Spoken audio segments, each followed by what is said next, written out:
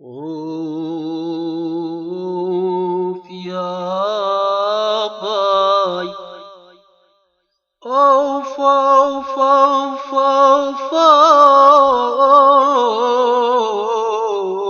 يا باي. بنحكي قصة قصيرة للجوادي، صارت أماني بمستشفى الولادي. اجوا 3 نسوان بحالة وضع، الأولى غربية مش معروفة لهوية. سألها دكتور العيادي ليش ما بتصرخي ما بتتألمي؟ قالت عارفة جاييني بنت صبية، عيونها كحلوية خدودها مشمشمي، بعد سنة 18 قانونها بيقلب عليه.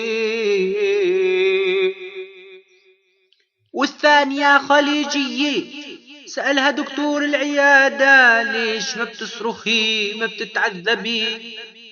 قالت عارفة جاييني صبي يحلم بالدنانير والدولارات، آبار النفط عنده مليانات، بنايات عمارات عقارات استثمارات يلملم إيجارات، يغازل بنات يلاحق سكرتيرات يتباهى بالسيارات، وراحت يا عربنا على اللي عليه راحات.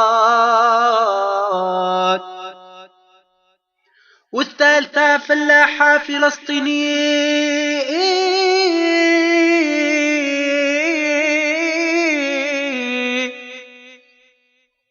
والثالثة فلاحة فلسطينية من البوابة مبين عليها عصبية.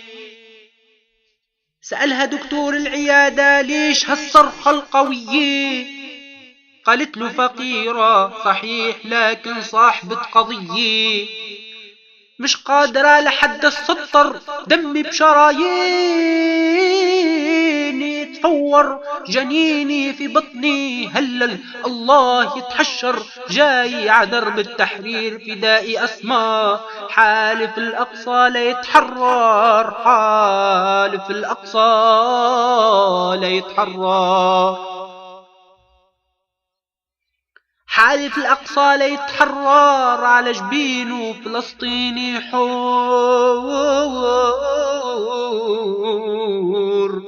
عصدره موشوم علامة نصر، كلمة الله أكبر الله أكبر.